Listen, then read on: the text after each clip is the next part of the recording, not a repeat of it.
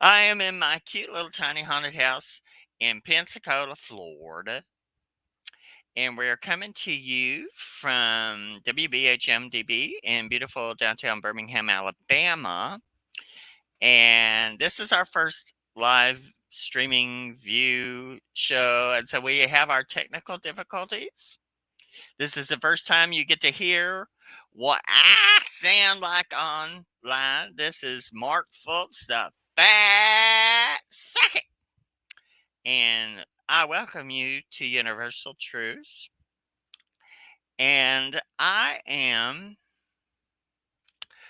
going to be doing a little show tonight about seeing through the eyes of the dead.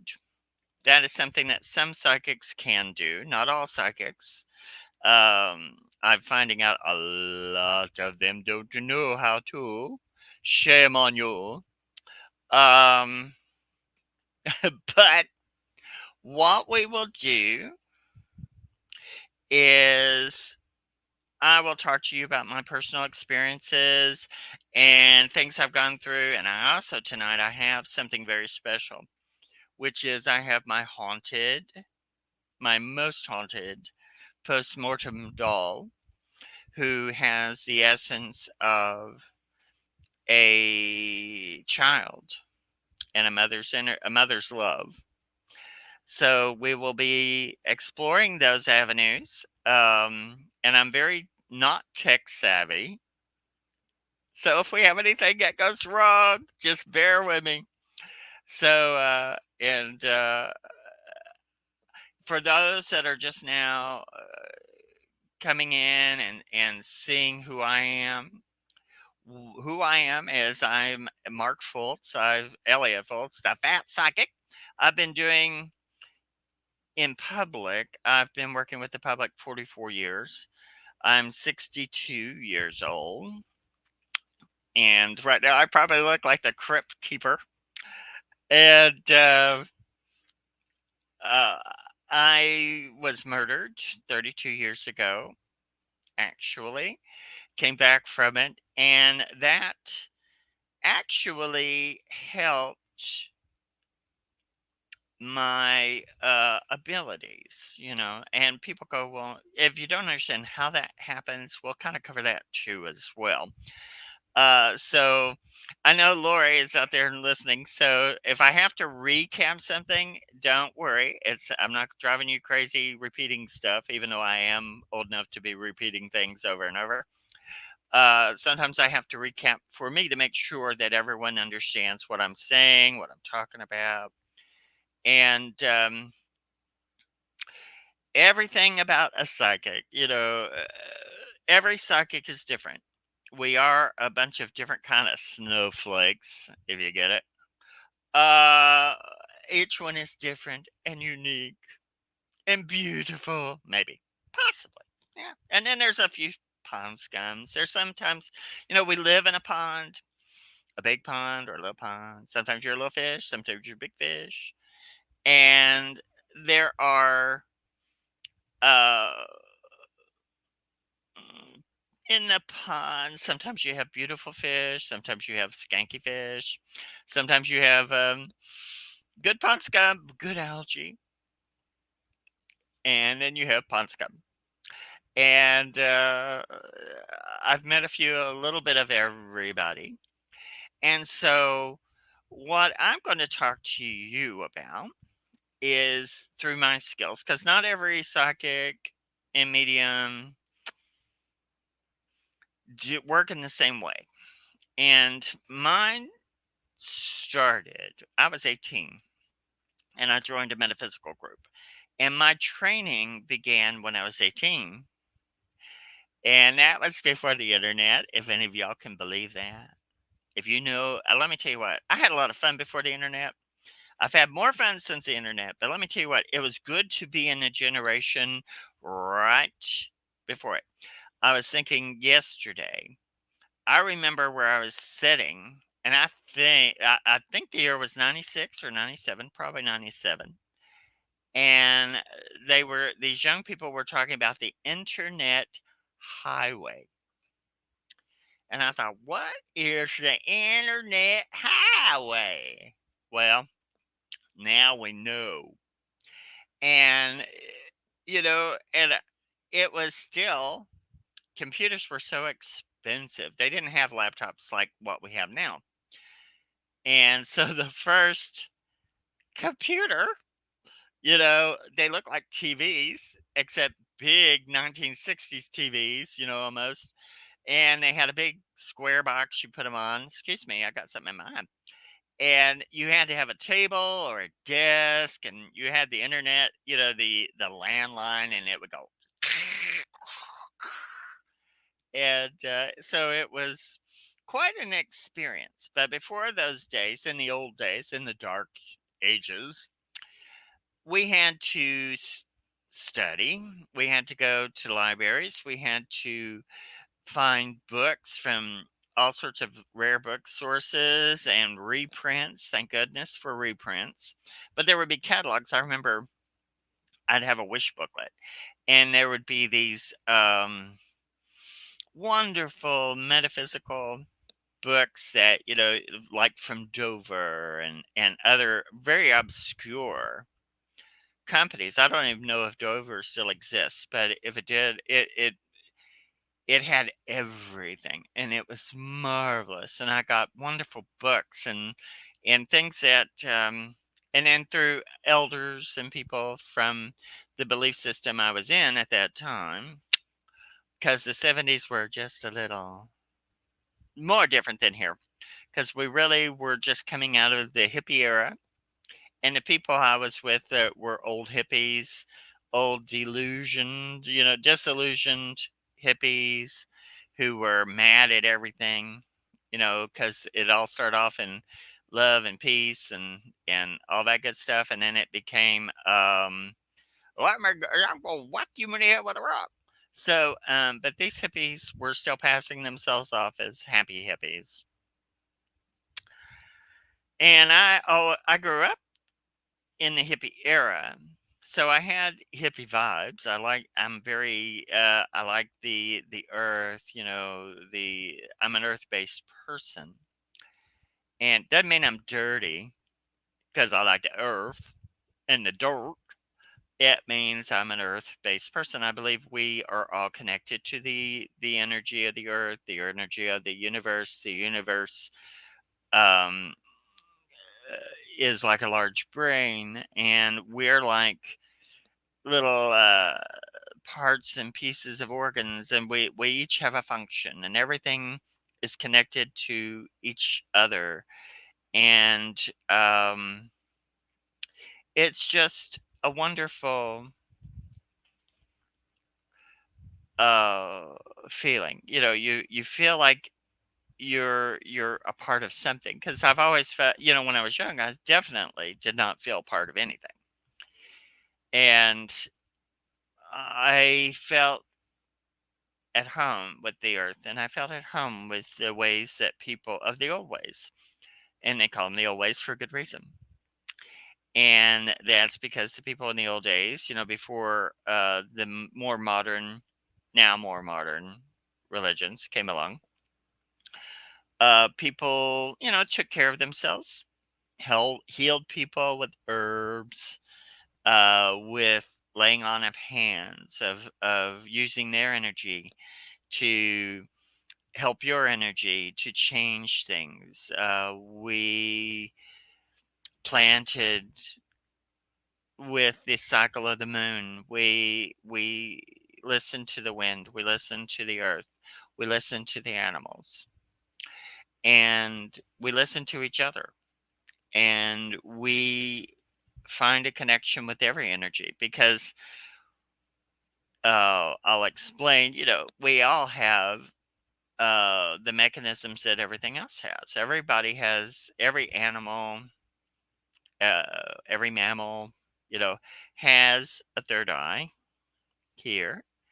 And out of that third eye, you have magnetite, which is an iron, a type of iron. We have iron in our blood and everything. So we have a specific iron in our third eye, kind of a concentrated iron. And that helps our aura. which when you turn on the third eye, your aura, even if you don't turn on your third eye, you have an aura.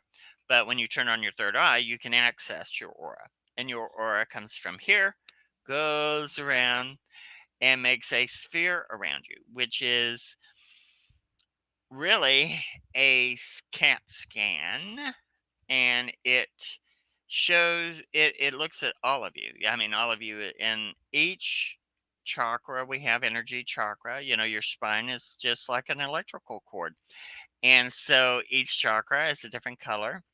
And at the top of the spine, right here, we got the third eye that goes into the brain.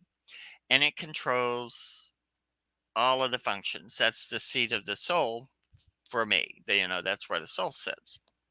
Our spirit sits and our soul sits because they are separate. But it turns on and controls our aura.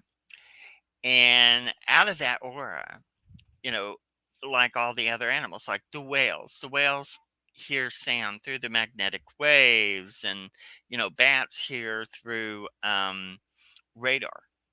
Well, that's part of their system, and we do the same thing. There actually is the story of this man who's been blind from birth, but he can't see anything, but he does these little clicks, and it's his own radar system, and he can tell where items are, and he can go around it.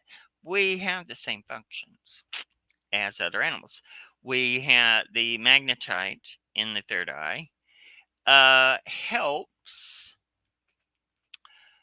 our magnetic field, and then our magnetic field goes out into the world, connects into the bigger magnetic fields, and then it connects with the magnetic fields of other animals, other people, other things. And if you're kind of open and not knowing it, sometimes you'll pick up bits and pieces. And that's why, someone who's, well, here's an example. My cousin Ellen and I were out eating at a little restaurant about a week and a half ago. And these little family was sitting there, and this lady was there that looked in pretty good shape. But my cousin has panic attacks ever so often, and she has flashes of psychic stuff. So the family had already left. They were gone before us, and they had gone out in the parking lot. And my cousin was feeling like she was going to fall in the parking lot. So she was just having that feeling. We went out in the parking lot, and that woman had fallen. Now, we had not seen her fall, but when she fell, that energy came from her brain, from her neurons, from her third eye, put it into her magnetic field. My cousin picked it up in her magnetic field because we were within range. And as a psychic, if you have your tools working right, when you go into a haunted place or somewhere, you hear the magnetic fields of spirits, because the spirits are uh, an electromagnetic plasma. Well, they have a plasma that is held in place and shape and held in form by the electromagnetic fields. So when you talk to a spirit, your magnetic field, is CAT scanning theirs, and you're picking up the frequency, the radio wave. You're picking up a lot of stuff. So, so if I go into a home that I've never been into, what I do is a few days before I go, I do a lot of meditation. I raise my frequency and my aura, and so that when I go in, before I go in, I draw out where I'm going to look for.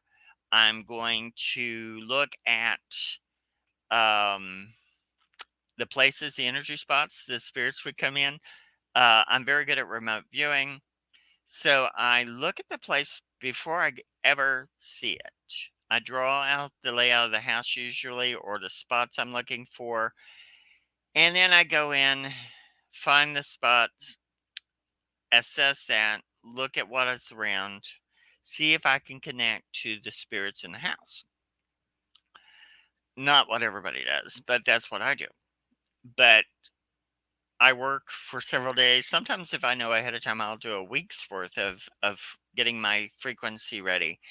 And so by the time I get there, it's already, I already kind of know what I'm looking at. So, but, you know, in the natural world, you have spiders who are born and aren't taught how to weave webs. Animals who know how to do things that they weren't taught. They just know. We have those knowings. We're taught that we don't have those knowings, but we have those knowings. And, you know, we, it's just our perceptions and it's our tools that can actually help you save your life sometimes. One time when I was about 18, maybe 17, in the dark ages, I was on a bus and I was about to get out of the bus downtown Chattanooga. And I heard a voice in my head say, "Stop." And it was a woman's voice. And I stopped. And right when I stopped, and he was just about to open the door, and he started to open the door, and a electrical cord, or whatever you want to call it, an electrical line, fell right where I would have been standing. So I listened to my guts. I listened to the voices. I listened to um, all of that. And that was before I became sharp. R. And that happened. I went through my training, got through my third degree of the gardening kind of stuff, and which was not to my liking, but it was what I went through, and it taught me some really good foundations, really good meditation foundations, and things like that. And it also got me looking at metaphysics as not woo woo, as supernatural. It is super normal. And there are so many things we can't see. We can't see, I tell people, well, you can't see it. Well, you could in some places, but you can't see the air normally. But, by God, it's not, when it's not there, it. But it's there. You can't see it, but it's there. So that's the same thing with everything else. And spirits are there. It's good for a lot of people not to be able to see what is always around us, because some of it is a little disturbing to us, because not that it's necessarily things trying to look scary, but it's like I can't help what I look like. I might scare a few people, if they see me, especially in the morning. Scary. But these spirits and things, they're like us. They are a reflection of what's going on in their system. And if they have transitioned and they've moved on and they can come back, or they're healthy, or they understand the functioning of the spirit once it leaves the body, they can look pretty normal. They'll sometimes look like a better version of what they did. Jane Mansfield, an actress from the 60s, killed very tragically when she was like 34. And the person who, Engelbert Humperdinck, bought her house at some point. And one night he saw her several times, saw her ghost. And he said she looked better than ever. She was projecting a beautiful version of herself. And there are some spirits who can do that. They project who they remember, who they were, who they are. Now, if a spirit is distraught or disincarnate, it didn't move on, it's kind of trapped around the physical body that it had, then sometimes it will project what it's seeing and what it's feeling. And so if you see somebody who looks dead, there's really a problem. If you see a dead person and it just looks like an old photograph, or it looks like them from another age or whatever, then it's not such a problem. But if they look deteriorated, or if they're so old, sometimes they lose detail. Sometimes they don't remember what they look like. And then there's some that really are so old and just basic energy that they've just become like a shadow of themselves. And sometimes that can be a shadow person. A lot of people think shadow people are bad or whatever. A lot of times they're not. They're just the shadows. They're leftovers. They're just functioning. They function enough to for you to see them or for them to act or react. Um, and that's okay.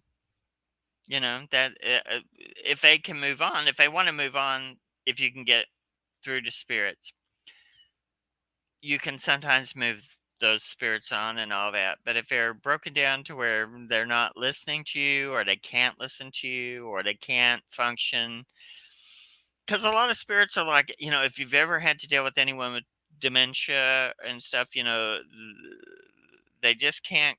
It's like they're underwater. They can't understand what you're telling them. They can't go, oh, yeah, this is what I need to do. And sometimes you can't do anything about that.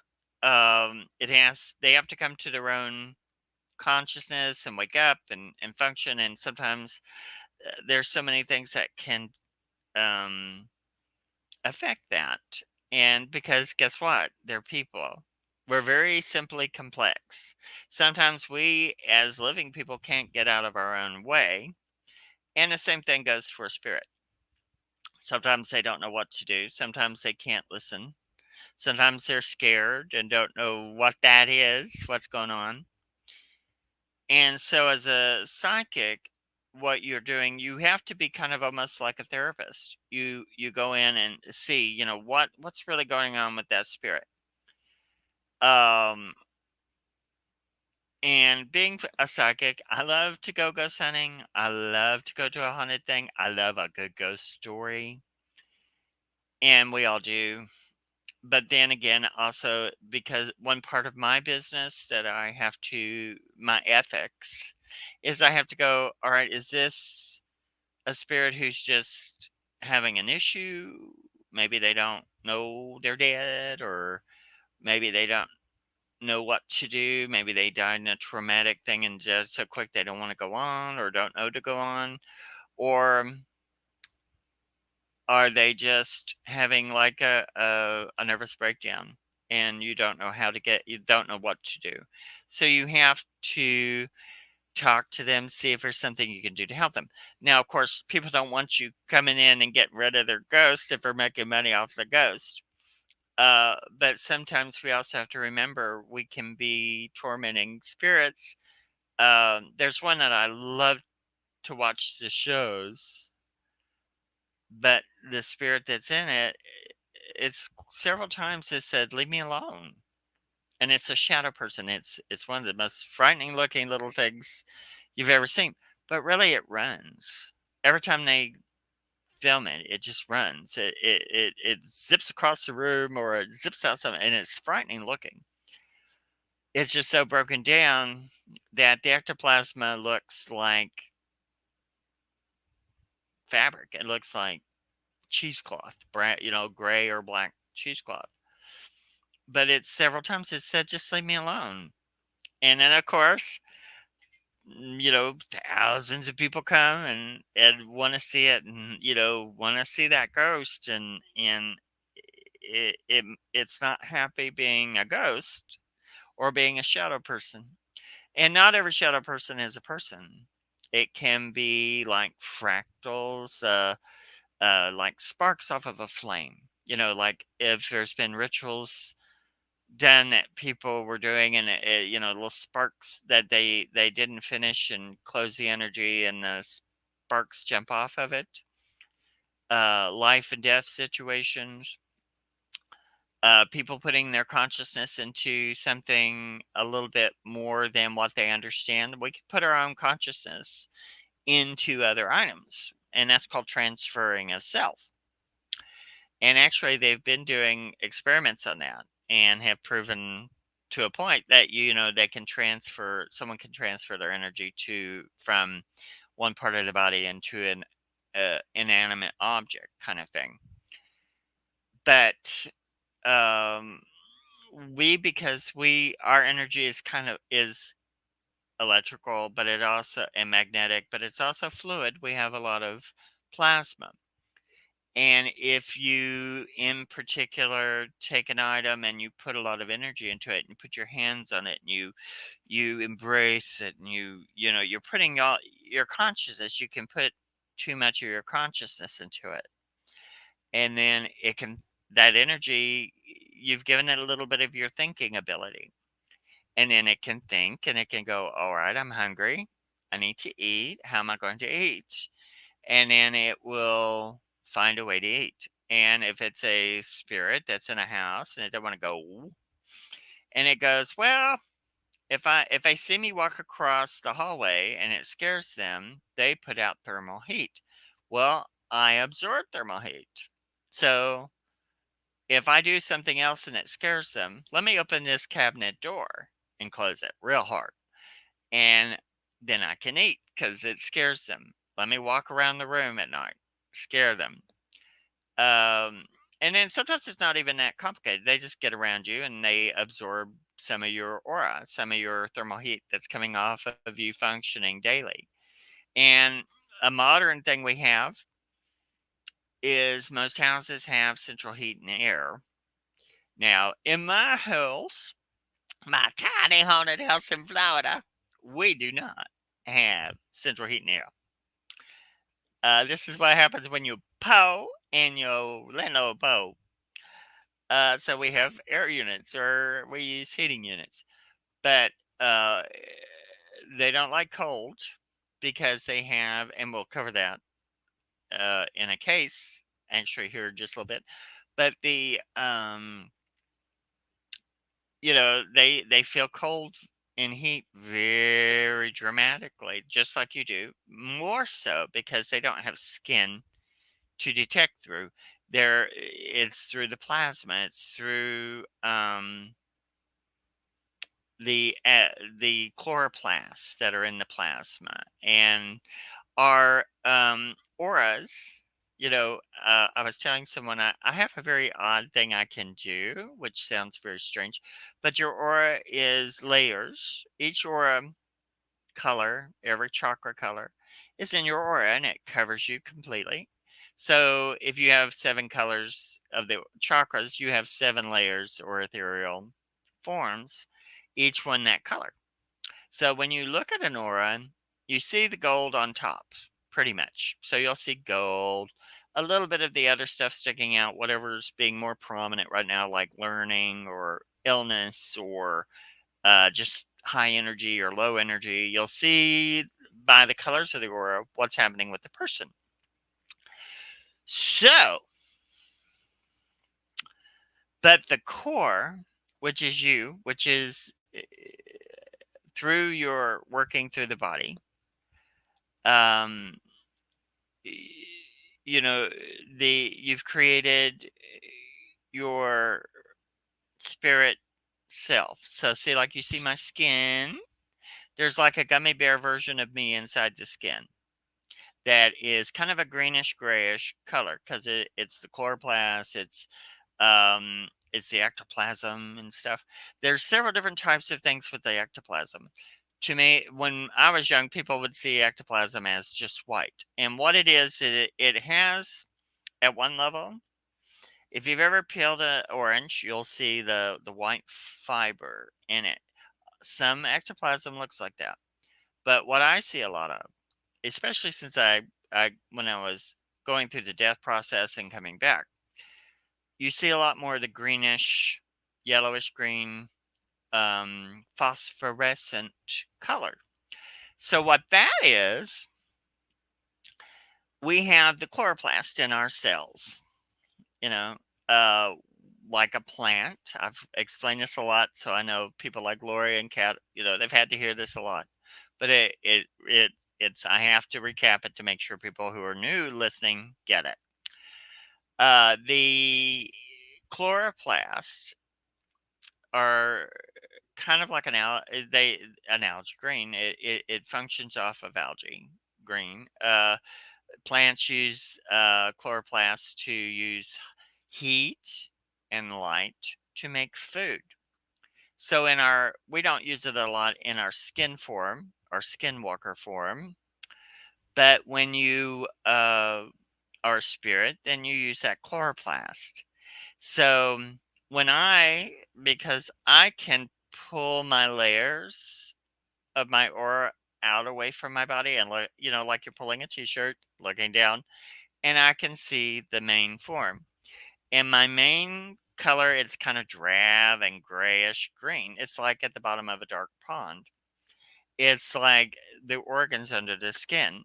It's green and gray because it's in my form. Now, when I die, that form will be more translucent, more transparent. Then it will take on the yellowish green, the blues, and the glows that spirits have, or whatever. But in the body, it's still part of it's like a covering an organ, and you see the grayish green gummy bear version, and you see a little bit of the white coming across, like spider webbed across that, and that's part of the ectoplasm. So now, when you become a spirit, then you're that greenish grayish material. When you die, then you can download and upload, and then the universal brain absorbs that plasma, which also has information in it. So you kind of upload, download, get absorbed, and then the spirit and the soul goes into the consciousness, and what you've learned and who you are, they absorb that information, and then they have more thought. It's really like you're adding to the akashic library of the consciousness. We have our own akashic library. So um it's just a part of uh but if the spirit doesn't transition and download and get absorbed and all that plasma leftover, that kind of glues you into your body. So once the body dies, you separate from the body within a couple of days, and then you're totally. And then you either download, upload, and then go through the natural process. Well, if you don't, then if you hang around, that ectoplasm is going to get heavier. It's going to do like the body does. It begins to degrade. And then it becomes, after a certain point, you're not the high frequency spirit that you were. You're in a form that's getting a little heavier. You need to, and a lot of people don't go on because they're afraid of that light and the things and the people for whatever reason, or trauma, or dementia, or anything. And if you don't go through, there are people, sometimes you'll be kind of like in a mid space, like a respite, where your spirits, your people will gather around you and talk to you until your spirit has gotten a hold of, well, okay, I've died, but I'm alive, I'm thinking, and it's okay to leave, it's all right to go on, and then they can. But if they don't, then they're here, then you begin to thicken. And when you begin to thicken and darken, then you have to learn how to function in this world, because you're no longer here. Your life is gone, as a spirit, and if you're living thinking you're going to live your life here while your life is over physically, uh, then you just have to find a way to function. And if you can't, some of them learn to feed and some of them don't. And the ones that don't, then eventually they'll haunt, they'll be around. You'll see them if you see them or whatever, or they're just around. They're just like, kind of like wandering the foggy streets. And when they see people's energy, it looks like a light. So they'll go towards that light and absorb that thing. It doesn't mean they necessarily know what they're looking at after a certain point. Because if you're in a dimensional layer, it's a whole different thing.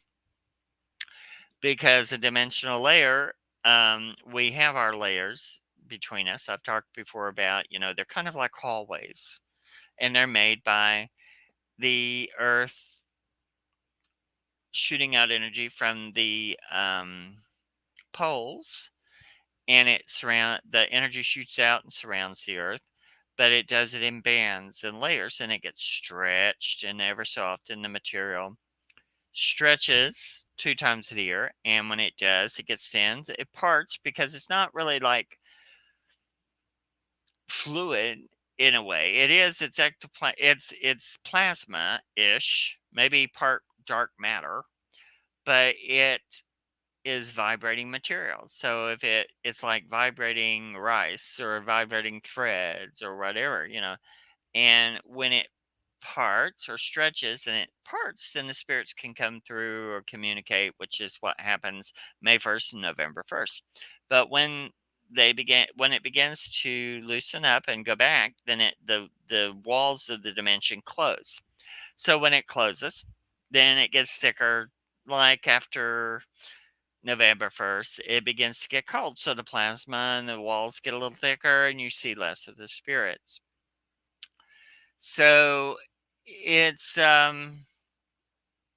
know uh, so if you're aware of these things, you can kind of time, like, all right, well, this house picks up, March or April, May. So we're about to go into our haunting thing, because during that time, the spirits, the May 1st, it's fluid, it's warm, they're made out of plasma, it's like jello. You put jello out in the heat, what's going to happen? It goes back to a state of water, a fluid.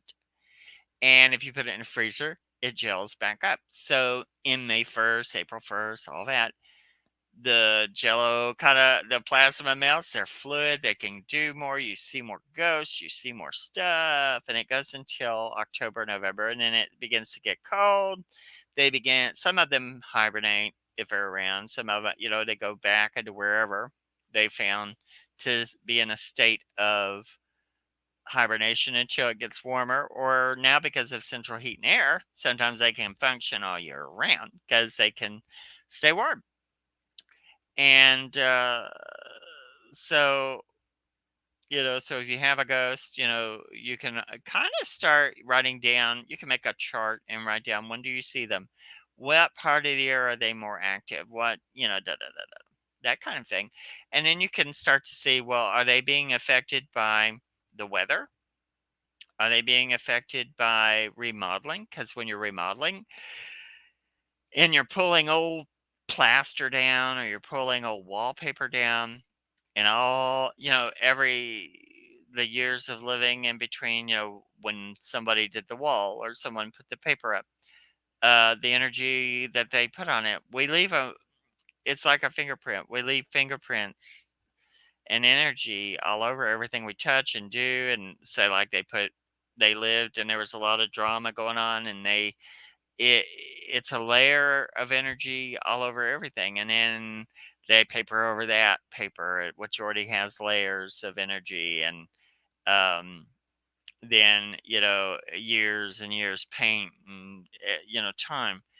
And so when you're remodeling and you start to pull off that paper, sometimes you reactivate recorded energies, old energy that has nothing to do with anything conscious. And so then you can kind of go, well, is this recorded? Is this activated because of something I'm doing? It's kind of like setting it off. Or is it like a consciousness? Is it somebody trying to talk to me or say, get out, that knows I'm there, or reaching out for help, or needing someone to talk to, or any of that kind of stuff. And, and then you have some things that are unhealthy. Very rarely do you get something that's unhealthy, but they do happen ever so often. Or something that's scary, or somebody who, this is my house. You're gonna get out of my house because I own this house. You do not own this house. That's I've experienced that, where the spirits will go, nope, nope. You may have paid for this. You may be paying for it, but you don't have my permission. And then there are some, that are stuck. They don't know why they're stuck, or why they function, or why we can see them or not see them, or you really don't see them as much as you would if you could. But that's a part of learning how to not, um, it's good to, if you're going to do these things, to learn good meditations, how to turn your energy up or turn your energy down, not to just jump into it and your third eye open up and then be freaked out.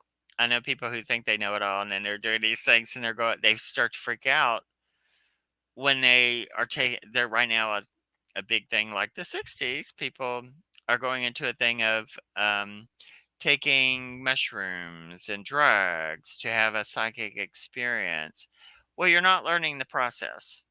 You're not learning a meditation to get from point A to point B so you can replicate that anytime you need to. You're taking a drug. You may get an effect, you may get a reaction, you may get a experience, but you're not learning their process. So to repeat it on call or, as a discipline, and then things happen and they get their eye starts to try and open, and then they're having warped and weird experiences. Well, they tried to have the lazy way of getting it. Excuse my language, my exposure. I mean, if that's what you want to do, great. But if you have a weird experience off of it, you need to learn the meditation and learn the steps to do it. And doing the drugs is taking, I don't care whatever excuse someone uses it, says, oh, well, they're Indian. So, well, you're not an Indian. If you're an Indian and you're doing it, great. But uh, you're wanting to be, right now there's a lot of wannabe hippies. And it's like, let's take some drugs. Well, you can take the drugs. You may have an experience. But then what happens is sometimes people get addicted to the drug. And then when you get the drug, all you do is become addicted to the drug and you lose the ability anyway. So your life becomes about chasing the drug. So you got to be careful. And I know of people who've used ecstasy thinking that was going to have a spiritual experience with ecstasy. And I'm like, this isn't a rave. This isn't the 90s.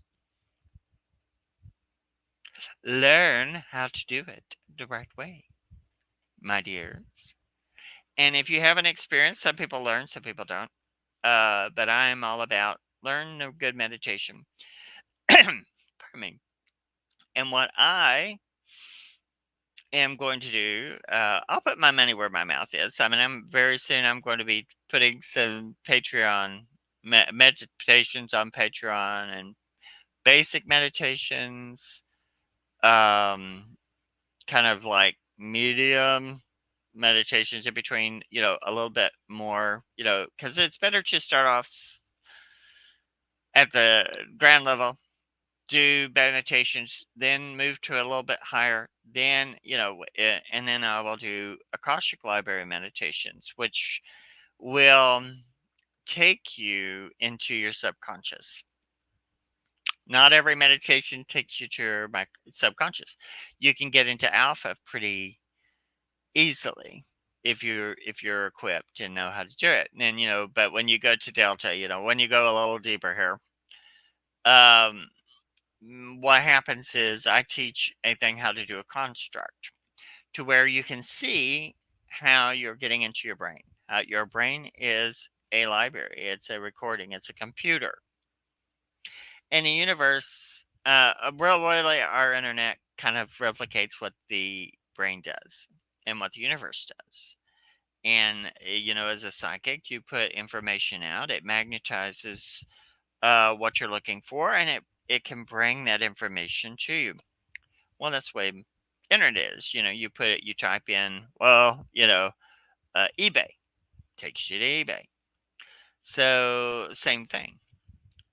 But what we need to do with that is I teach how to get to alpha pretty easily, securely, how to control your aura. The first meditations I teach are how to control your aura, how to control yourself, and from that, then you can explore things. I think you need to start off small. Then, if you want to see if it's what you want, then you can explore a little. If it's not, then you can turn it down and not deal with it because, some people open up too quick, and then you see things you shouldn't and that you don't understand. And the Akashic Library meditation, I'm very, very, very, very lucky that when I was 18 and 19, and the first experience I got was in the Akashic Library and got to see the third eye open, got to be able to see what the third eye looks like in your brain. I didn't know what it was, what I was experiencing at that time. I knew, and then I went, oh, but the third eye, the pineal gland, is like a little stone. And if you cut it in half, the Egyptians knew this, but if you cut it in half, you see the Egyptian eye of horse and eye of Ra in it. It has that in the folds, but that's your third eye. That's where, your soul, your spirit plugs into it. And as you develop after you're born, when you're born. And if I needed to really do a diagram, but your third eye is right here. When you start to die, when I started to die, when I started seeing with just the third eye, it looks like projection. It looks like it starts to project glass. Well, what's happening is you're seeing with this third eye. You're not seeing with the physical eyes anymore because your system is starting to separate. So you start to see layer upon layer and projection upon projection. And it's great, but it's weird. But and then when you start, your system is starting to download. You feel like you're on a diving board. What happens is everything kind of projects out of the third eye, and the pituitary gland is kind of where your spirit kind of leaves. It's strange enough, but then it's like you feel like you're on a diving board. Well, you're kind of being sent out as a frequency from the pituitary gland, and you have a cord, an axon. And so when you die, the cord pulls up from your abdomen, pulls out. The last thing to come out is the spirit and then the soul. At the end of the cord, pops out, goes on. But so if you see a cord, that's what it is. But your pituitary gland kind of projects what it's doing. But the back of the pineal gland has a little stalk that goes to the cerebellum, which is the bottom of the back of your skull. So when you are in alpha and you're doing meditations and things, you're really in the brain at the entrance to the third eye. When you go into Akashic, you do the way I do it, you make a construct, you go through the window into the Akashic. Well, what happens is you go into like the night sky. You go past the third eye, you get to see it. But what happens is you're going through the stalk, the pineal stalk, going down to the bottom of the back of your skull. And you go into that, and then you see ancient imagery and stuff. And you'll see it's black. It looks like the night sky sometimes, but you'll see rocks, or you'll see hieroglyphics, you'll see writing, you'll see images, I mean, seriously, the 60s, that kind of the psychedelic kind of things. You'll see figures of flame riding flame, tubes of flame, weird stuff. But those things are like symbols. They're icons. You click on them, you see an iron bar. Well, that's old ectoplasm. You touch it, it opens up like a scroll or information. So everything is old energy. It finds a way to be stored. So when you're in that consciousness in your own, this is just within your brain, within your local Akashic consciousness. And then when you die, or you can go explore into the universal brain, that's in the universal consciousness outside of you. But you're inside, you have all this access to this ancient information.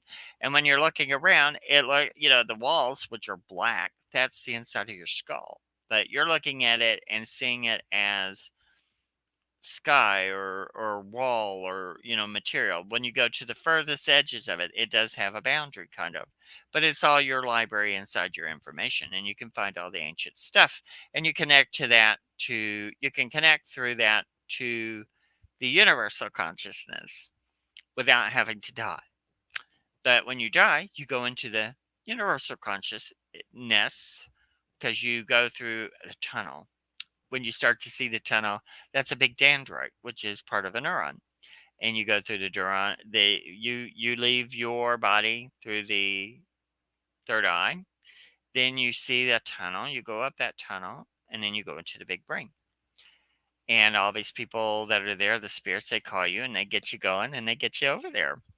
And it's actually lovely, wonderful. But for some people, it's a scary experience because we're trained so much.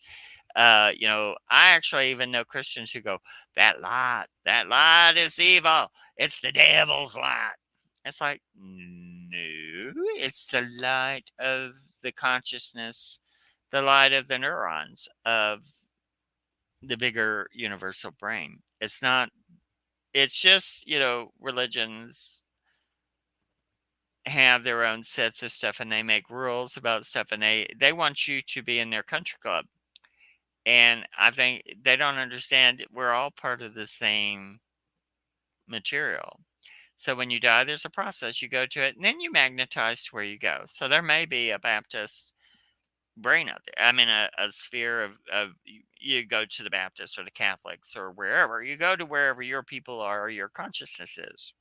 So it's not that it doesn't happen. It's just that when a lot of people think you die and you just lay down dead and you're gone, or you have to wait until the resurrection, or you have to wait. And for me, from my experience of when I was dying and my experience of when I've worked, uh, there isn't, and it's from my perspective. Um, you're very busy. You're very alive. You're very crisp. You're not sitting on a cloud waiting around for somebody to give you an instruction, or you're not sitting there. You're busy and you have work to do. But you feel better. You feel good, but you get your business done. And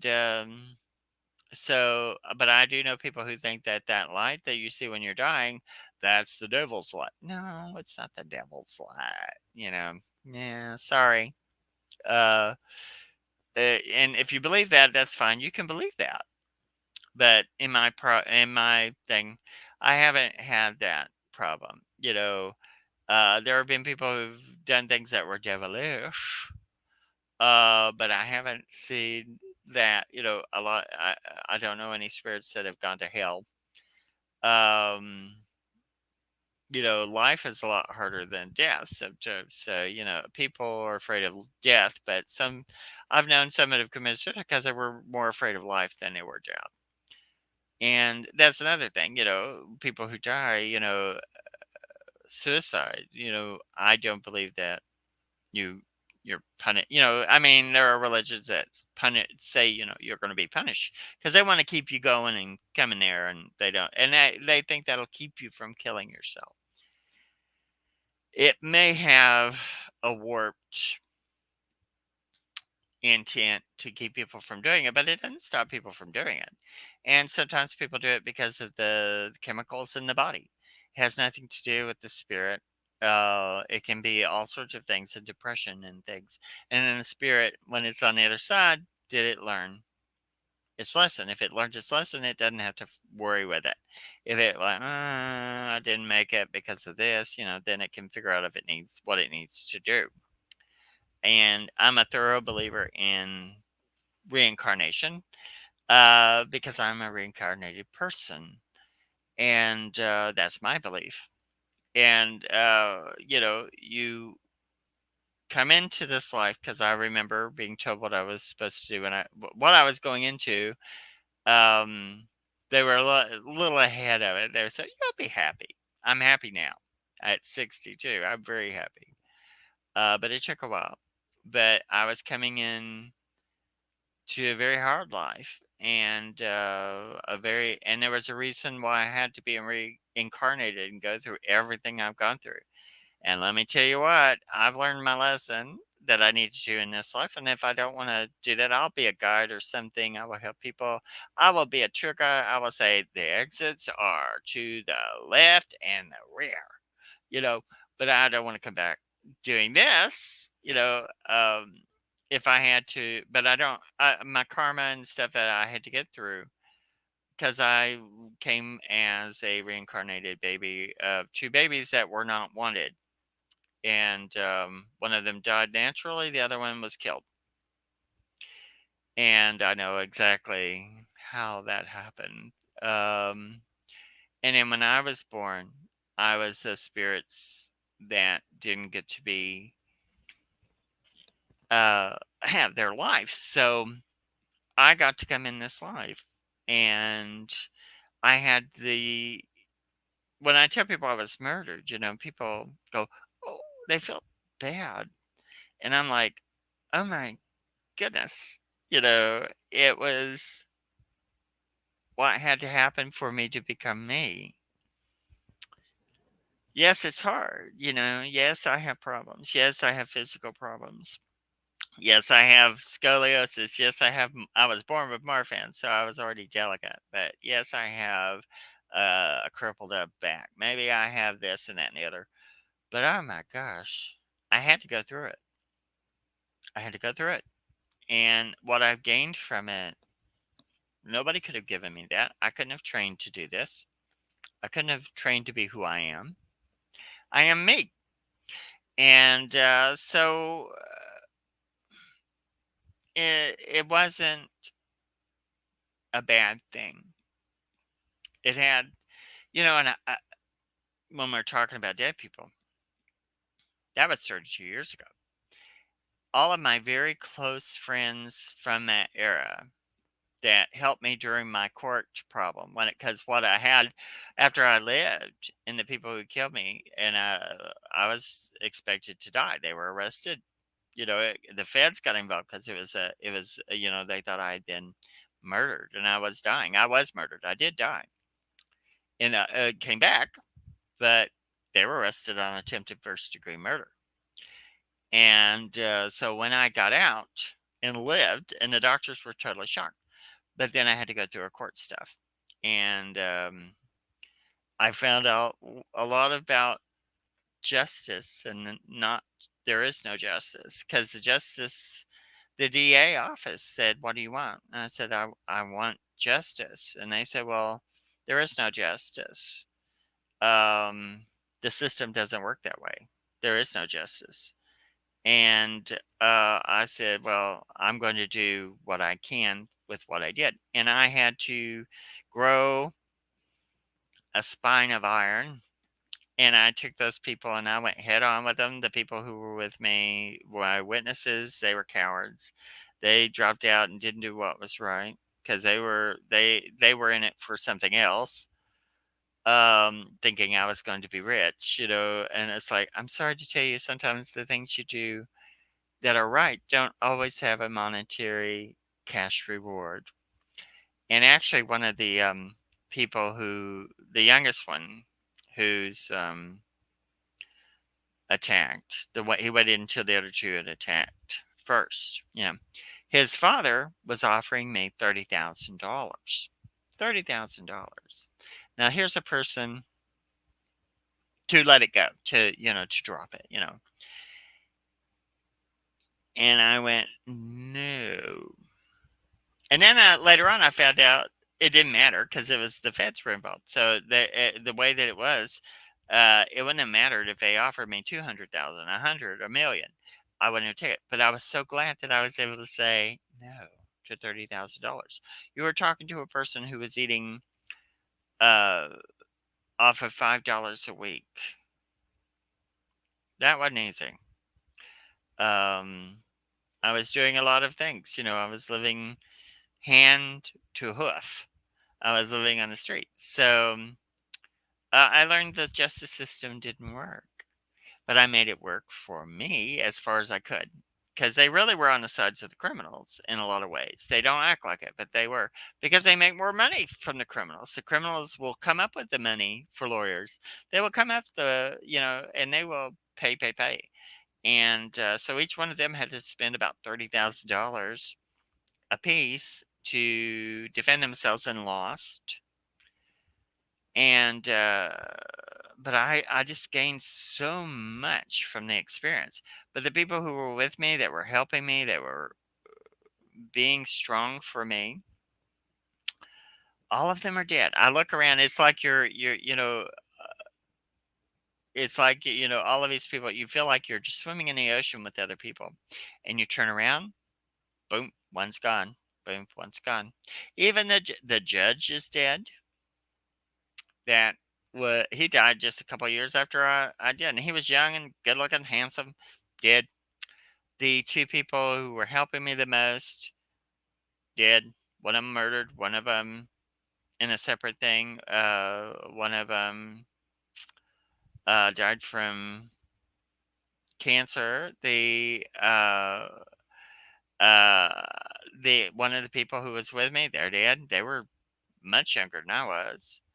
Um, it just, just like being in a car of dead people. All these people were dead. And I remember sitting in their house and talking. We were, figuring out what to do, and most of them are gone. There was a priest, Episcopalian priest, who came and uh, to offer me some assistance I really didn't need. Uh, that was too out there, radical. But he's dead. He was murdered. I mean, I thought, why? Well, all of this. I know so many people who are just dead, and I'm like, and here I am. I'm still alive, and I wasn't as smart or pretty or uh, important as some of these people, and here I am. So, but I've always been fascinated with talking with ghosts and with spirits. Some of them are ghosts, and some of them are spirits, and I've always had that ability and that leaning and that yearning to speak to them and use my gifts. And my mother was psychic. My grandmother was psychic. And so I've always been fascinated. My grandmother was a great psychic, and her stories lit my brain up because I had a terrible, terrible, terrible childhood. And, you latch onto things that are like rafts. And for some reason, those stories that they told me about her and that she told me, and that, they were something, it's like it's a special gift inside of you and in spite of everybody. So I seriously, it gave me a fascination, I guess. And then when I found out I had that skill, and then, um, and you get disillusioned sometimes because you go, if you think of it as woo woo stuff, then you'll get disillusioned but when you realize that it's all natural, it all has a basis in something. It has a basis in energy and um, the earth functioning, us functioning. So it was very interesting, fascinating. So then I started talking to spirits, and I started with tools, doing readings with cards and things like that, and then talking to people, then connecting, finding out within being in proximity of them, my aura, could hear their aura and hear the spirits from their, or the auras of the spirits, and with my magnetite aura coming out of my third eye. And so I began to also see, if I saw stories, I began to see images of people who, if they died, being a victim, a survivor of violent crime, I became I found out how much the world doesn't help victims or the families sometimes, or can't help them. So I really became very sensitive to helping the victims of being murderers and stuff like this. And it opened up a whole new world. And then I found out when I was younger, I could hear, but I didn't know what to do. Now I understand how to talk back to them, how to understand and really process what's being told to me. It's not foreign anymore. So I'll give you some examples of, talking to the dead. Now, I've covered it before, I'm sure, but there's a place down here that was an old funeral home, and it has the ghost of Martha Beck, who's a serial killer. She worked there. She was pickled there when she was sent back from Sing Sing after they fried her in the chair, and she needed to be fried in the electric chair. She killed 20 women and a toddler. And there's three movies about her and her Raymond, her boyfriend. They met on the Lonely Hearts Club, and they were executed in 1940, I think. And there's three movies, the Lonely Heart Killers, kind of thing. They would act like brother and sister. He would meet up with these women. He was trying to get their money, and then, but she was real jealous, Martha was, and so when it was time for him to do something, she would run in and kill these women. And at the very end, she killed a little toddler because they killed the mother and they had the toddler in the house. They finally killed her. It was a hideous story. I mean, if I could dig this woman up and get her, I would. But I don't have to. But because the story of the toddler still makes me furious. Furious. You know, this far back, after 80 years, still furious. And but she got caught. They got caught just a few hours after burying the toddler. Her and Raymond decided, well, we'll go to the movies and relax. And then when they got back, some of the neighbors had told what was going on. That was something strange, and they got arrested and they found all of it. Then they went to Sing Sing. They both got executed.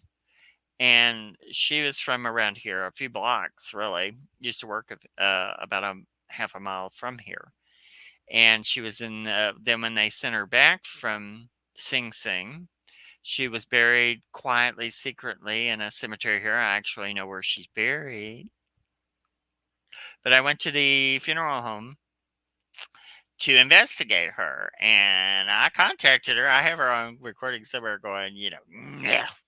She's still, the spirits in the funeral home couldn't stand her. She's bossy and mean, and she's very unhappy, but she doesn't want to be released. She didn't want to go on. And but while I was there, I actually have a show on my YouTube. I have the recording of The Grave is Cold and Wet. And because when I was there investigating her, one of the spirits that came through was this voice, and the grave is cold and wet. And I thought, what is that? And so we came back. I came back just to talk to this person because I didn't want all the other stuff involved. And now the funeral home has been torn down. It's just got the embalming room exists. It's been turned into a little building, but the part we were in is all gone, which is very bizarre. But I went back to talk to this person, and when I did, um, he came through. But I have remote viewing, so when you're connecting, I have a skill of remote viewing. But so when I connected with him, my system, I was able to see through his third eye. He was able to see through mine. And what I saw through his was he was in an old fashioned casket, a metal one. And, the lining, it was full of water. He's in water up to here. The only part of his face was still sticking out was just the very top. The face was sticking up out of the water. And the lining, all that beautiful satin lining, was laying on his face. He was like, and it was cold. And that was the first time I realized it is cold for these discarnate people. That's why they want the heat. That's why they want the thermal heat. And it was cold, and I could feel it. And I was laying in that nasty casket in the cold water, and I went, ugh. And I tried to release him, but he was so damaged. He could kind of talk to me, but he had so much mental health issues as a spirit, he just wouldn't, you couldn't get him. And at a certain point, it was like losing the internet. He just would go, whoa, and you couldn't do any more. Talk to him, so I had to give him a little energy just to even talk to him. But it was very unique and very interesting. Now I've been, because I realized I can see, Kat Hobson, who runs the show, I had to look at something in her house one time when to clear something out, and I can pop in and pop out, but I do a little meditation and you snap out fingers. I snapped out fingers and I went looking to see if I could see it after we'd finished cleaning up, make sure it was gone. And she called me and goes, I heard you snap. And I said, oh, didn't mean that. I was just looking around, making sure it was gone. And so it's pretty funny.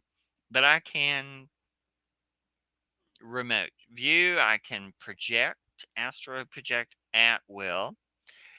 And I love to do experiments where you can see that. But that's what spirits do. They think and they can be there. They think if they're in a cemetery and they want to come to your house, they just go, oh, I said, and they see themselves where they're going to be, or they find the energy spot and they come through, and there they are.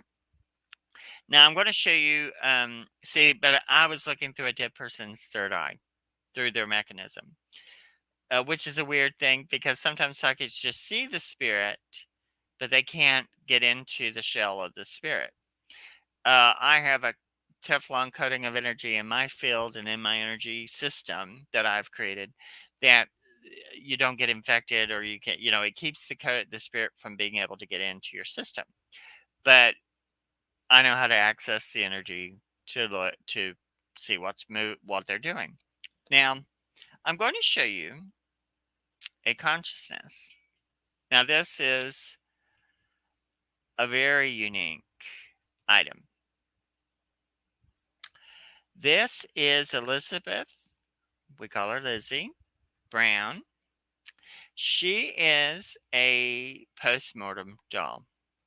Extremely rare, should be museum pieces. There's very few of them that exist now, but in 1880, she died at 9 months old. And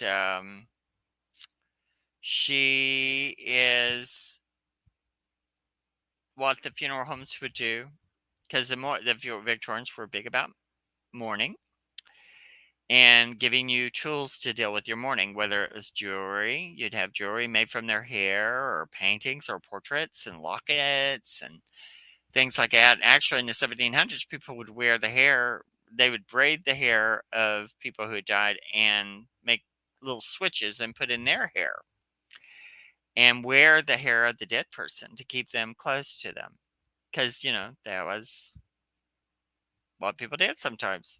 Well, this is the funeral homes. If you had the money and your child died, they would take a wax doll, and let me see, her eyes are pale right now, but Lizzie's mama and daddy ordered this doll, and it has the hair of Lizzie, and it was a mourning mechanism. And she's been damaged because these wax dolls, they would put plaster in them to make them heavier. Normally, for sale, wax dolls are empty. They're hollow or they're cast, but they don't have plaster in them. This has plaster to give it more weight at the time. And so forever, the mama, to soothe herself, would hold this doll like her baby. And she put enough of her consciousness into it. This doll became a consciousness. And since it was being loved and it made the mama feel better, she took that energy, that consciousness. And so now the consciousness in it, who was taking love from the mama all that time ago, way over, in 1880, uh, when she sees people in distress, she wants to be held so she can take that stress away from them. And when she is active, that consciousness in her, she's not exactly the spirit of the child. She's a consciousness that is Lizzie, but it's not the spirit of the doll. It's part of the mama's essence and energy. And now she's become her own consciousness. Now, when she's active, her eyes will turn bright, bright, bright blue. She will shake to get to people. And for a doll that has half a face, she's so expressive. And people will either react to her energy, they'll be freaked out because she's so intense, or I have people who are scared of her and then they hold her and then they feel the loving energy from her. She's not a bad thing at all. She just takes away the sadness from people who are crying. And if it's a mother who's in despair, she sometimes will shake to get to them. So I'm going to be doing experiments to be able to show the eyes, because the eyes will change, the eyes will dilate, and they will turn bright blue, cobalt blue, or violet blue. When they're violet, she's pretty well active. But right now, it's getting a little bit of blue in there. Because right now, when I'm looking at her in person, I can see a little violet, but I can see gray. And while I'm looking at her, you're going to be seeing them. They're turning a little violet bluish. And by the end of the show, we'll see if we can see a little bit more blue to them. So we will sit here. I will hold her a little while. That's what makes her happy. So we'll hold her a little while and see if her eyes turn a little brighter color. Now, I've been to places where I have gone in, assessed, especially in places where there are children involved, where they're being scared by something they're seeing that shouldn't be there. Or they're just seeing, because children can be very sensitive because they're new and their system hasn't hardened up, and they can see things, and animals can see things. So cats and dogs will see spirits, and some of them are not scary, some of them are pretty scary looking, and it doesn't mean that they are scary in nature. They just look the way they do. Like I might be scared of somebody, but some people may go, oh, he's not so bad. But that's the same thing with spirits. If they look dead, then they are pretty scary looking. I've seen some of this when I was younger, scared the heck out of me. But I've gone into places. There was one we called it the biker. The bad biker, and it was the spirit that was haunting this little kid. It was like 4 or 5. And what it turned out, I turned to the mom and I said, "You used to date bikers." And she went, "How'd you know?" Because you wouldn't have known looking at her. And I said, "Well, the spirit is telling me this is somebody who knows, they're attracted to you because you used to date bikers." And she went, "I did." And so there was this biker. So we were able to push him out to make it where he couldn't scare the kids. And it wasn't healthy. And so we needed to move him on. But that's because I could hear, see, talk, understand, and he was conscious enough for me to tell him what to do, to facilitate him moving on. Now, sometimes I have had spirits who don't want to be bothered. I've been cussed out before by one in the Reed House in Chattanooga, room 311. That ghost there. I have a ghost tour online called Chattanooga Chills Ghost Tour on YouTube, and she cussed me out in the 90s. And I was not prepared. I thought all spirits, were in a little nicer attitude, No. And she didn't want to go anywhere. She didn't like people. She just liked living there. Um, I have accidentally actually kicked a ghost because I was going to a ghost, a haunted house the next day. And sometimes the spirits, I will check out the energy. Well, the spirits can check me out too. If they know I'm coming, because I'm already projecting that energy.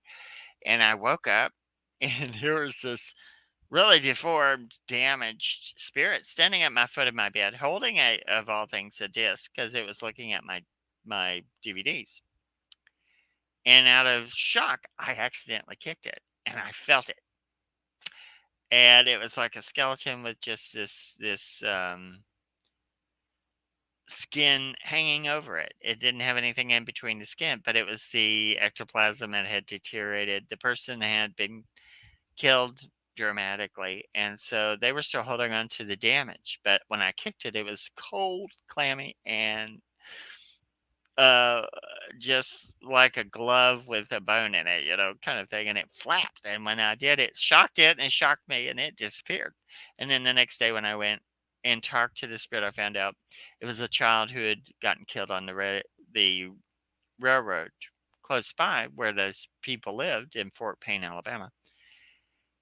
And um I was able to release him, hopefully. But he said he was waiting for his mama. He had come back and she wasn't there. And so he had hung around all of his years. And the woman who was there had a child who had died through an accident. And so he felt comfortable being around her because she was the mother in need of a child. But she didn't know. She thought this was possibly her child that had died. And it wasn't her child. It was a spirit who saw that mother energy in her and wanted to help her. And so I was able to move that on. But I was able to see through the eyes of the dead. They're not dead. They're very awake and very aware. The body may be dead, but they think clearer than we do. Let me tell you what, when I was in spirit form, it's so crisp. Um, you feel so alive. You feel more alive at death than you do alive because you don't have that body, you don't filter it, you're just a frequency, and you feel incredible, and you feel this dose of energy coming through you that makes you just feel love and relax. Well, that was my experience. Some people don't feel that. They see the death coming and they're like, whoa, I don't want to go. I don't want to go. I want to stay here. I'm going to keep living. I ain't giving up this house. I ain't giving up this apartment. I still want to go see mama. I want to go, no, that, and it's hard for them to give up the ghost, basically. Um, and then, sometimes you see and experience very sad things. I've had, a person who was murdered in the 90s, probably 96, 97, still unsolved. Blah, blah, blah. And they appeared to me about 17 years after the murder because it's still unsolved and told me a name. Now, this person didn't like me in life. I didn't care for them either. But he knew he had to come to me. So I went to cold case people, took this information. I didn't say, I got it because the dead person showed up to me because they would just go, yeah, leave, nuts. I said the name of the person. I knew the person who had died that he was saying, but I didn't know I had to go through other people and find out the person's last name. But I went to the cold case people, gave them the information. Then they told me a lot of stuff that I didn't know about it. And it's not going to get solved. So when I went home, because of religious, political, money, power, greed kind of issues that are incorporated into it. And so I had to go home and tell the spirit, I'm sorry, I did what you asked me, but I can't do anything else because legally they ain't gonna do nothing. They act like they're gonna do something, but I know they won't. They can't. So, uh, and the spirit just has to let go or not. I can't make him.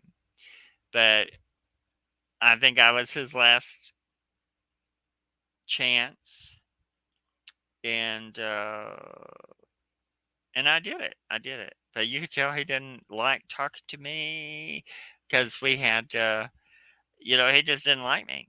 and I didn't like him for good reasons. He didn't like me probably for good reasons too, because you know there were a lot of things about him that he got himself in a lot of trouble he shouldn't have done. I feel sorry for him being dead, but and the circumstances of his death. Um, but but in real life, he wasn't very friendly, and that he was very, you know, and that doesn't mean I don't have sympathy for people when they die, even because of their foolishness. Or he didn't need to die the way he died, but because he's murdered, I tried to give him help, and I did as much as I could. So sometimes you, as a psychic, have to be able to go, well, this is my case. This is something I need to do. Or you have to go, no, it's not me. It has to go to someone else. Or sometimes it's like, sometimes there's just some things you cannot do. You cannot change that system. You can't. And if you go to court, the thing with that stinks being a psychic sometimes is I've had people come to me, get help, and find things to help them. And so I have brought a few things to help and to conclusion.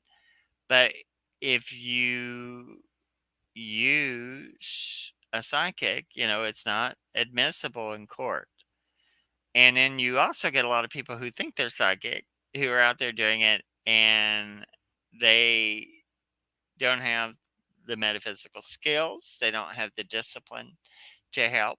And then there are some cases they'll go, well, no case has ever been solved because of psychic abilities.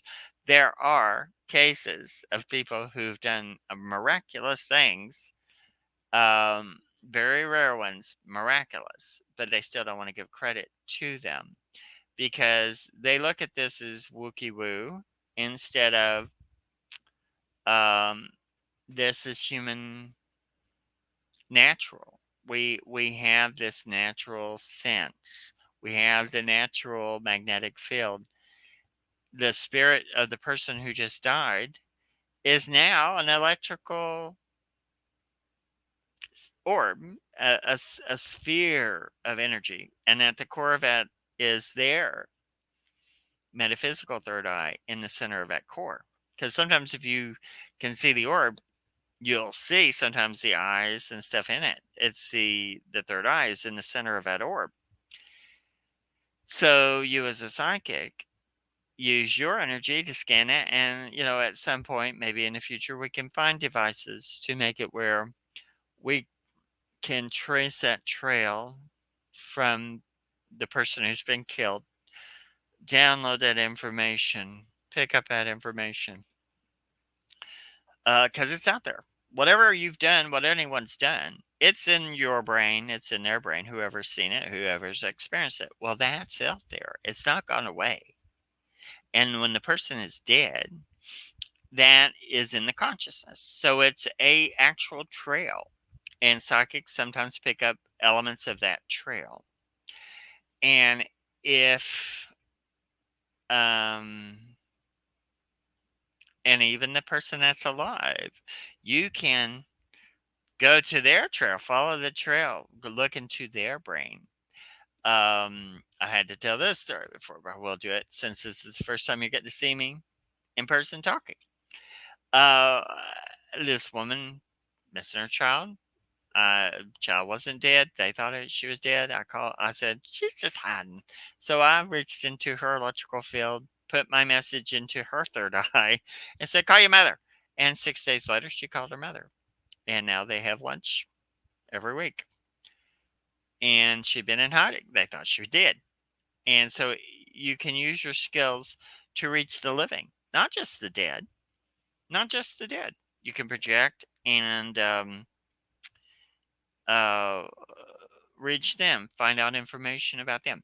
But you have to get your system really in order so that when you do that, you know what you're looking at. And I see a lot of psychics who, they go in and they cold turkey. And I've seen some that are really good. There are some really good psychics out there. Then there are some that are just they're trying. It's not that they're trying to do something not, but they're not up to the challenge. I know a lot that are not up to the challenge, that are saying things that are way above their pay grade. And then there are some that it is like they just want fame and fortune and they're out there trying it. And the proof is in the pudding. You know, you got to show you got the skills or got the talent to do it. And also, there are people who, they're reaching for the brass ring, and they'll go to they don't have the skills, but then they're trying to find the deceased child or find out what happened to this person's child, or and then find out a child has been kidnapped and is not dead, or and they'll tell them, oh, they're dead. You have to be very careful with your words. You have to know what you're really looking at and what you're saying. And some people really scare me with that because it's like, there was a very famous one who's now deceased who would say things that were very damaging to those families and to those left behind. And she had had skills, but then she lost them because of her health and other issues. And you also have to know when to take a break, when your skills because of illness are not going to be there. So, but she was, but I've seen people do things for money that were inappropriate and unethical. And I've been to places where there was one lady who had a lot of mental issues. And I went to her place and found out it was because she wasn't having a haunting, she was having emotional issues. So I talked to her for hours and hours and hours and hours and hours. And she agreed to go to a doctor and get that fixed. Well, as soon as I left, she called another psychic. Well, the psychic came, charged her hundreds of dollars, said, "Oh yeah, built on a Indian burial man." Took the money and ran. Then the woman came back and made me come back.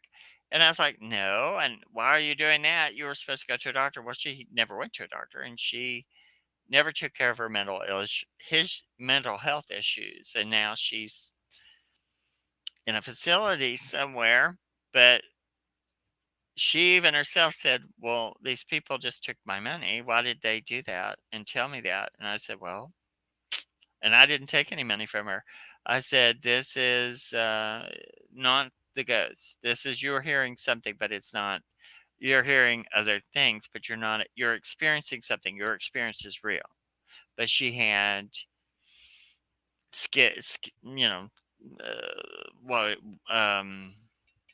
skits kind of issues. She had other issues and chemical issues, and it was very pitiful and pathetic, and I tried to help her, but I couldn't. But then she would psychic shop, and there, if you go to one psychic and you don't like what they go, and you go to another one, there's always going to be somebody when you're throwing money at them. They're going to say, "Sure, give me that $300. Sure, give me $600, and take that." And so, the most I've charged anybody really for the things, now there have been readings and stuff I've done. I mean, I've gotten 150, 200 for readings sometimes, for certain circumstances. But mostly, I charge $30 for our work. So, and there have been people, you know, I've just done, if I feel like I need to help them, I just help them whether they have money or not. It's not about the money. If they have an emergency and they need, or there's children involved, out the window with that. Don't worry about that. But I've helped people. It's not about the money, and there are plenty of people who are. And it's not a problem for you as a psychic to charge for what you're doing, as long as you know what you're doing, and that you're charging them for that. You're really doing it. And two, it's also you have to know what you're doing because you're talking to spirits. You have to really know what you're looking at. And a lot of, and some people semi know, some people don't know and think they know, and then they do it and make it worse, and so you have to check the person out. You have to really check your feelings. And if they are asking outrageous amounts of money, I say just, don't never fall for the $600. Give me $600, I'll take the curse off of you. Or bring me $300 in a paper bag and I will make your problems go away. Someone has put a curse upon you. Well, sometimes there are people who do spells on people now. It's very common. It's always been common. But it doesn't necessarily mean you have one. Doesn't necessarily mean they can take care of it, but they certainly can take that money. So be cautious about people who are running your cash. Um, it's it gets kind of scary to me when I see that. And there are a lot of people who really do have skills and can do things, and people have it in varying degrees. So you have to see what they have, or what they can do. um, Ken Hobson and her friend Lori and I went to a situation where they got to see me channel, and it freaked them out because they'd never seen it before. And it's something I do that's very ancient, very normal for metaphysical people who do it. And but it's a different kind of of channeling, I guess. But they were very amazed with it because you can sometimes see the spirit over me. You can hear their voice, but I have a process. It's not for everybody to try or do. And you just never know what you're getting into. So you have to do your research. Make sure and even when you think some people get in over their heads and they don't know what to do over their heads, or they think they fixed it. But if they don't know the energy and how to deal with it, they can't. How can they tell if they don't know how to detect if the spirit is really gone? Or and sometimes if people will get sage and smudge a place, well, they didn't do the water and the salt and things like that, using all of the elements. You have to use all the elements. They'll use one thing, or they'll use salt water or holy water, and they'll sprinkle around, but they don't use another element that has. You have to have all the elements involved and a process, and they'll do one thing. They'll smudge something out. Well, it'll come back. If you didn't put a barrier up, it can come back sometimes. You just smoked it out. Um, but that is, part of the process and of learning how to do that and deal with the energies and deal with spirits. And there are some energies that are not spirits, not necessarily like the exorcist.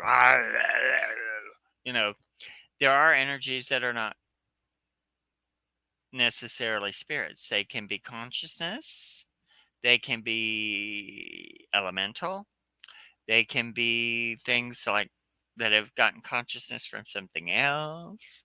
They can be something that hasn't lived before as a person or a thing, or a residue or a stain or a thinking stain or a thinking residue or a thinking energy.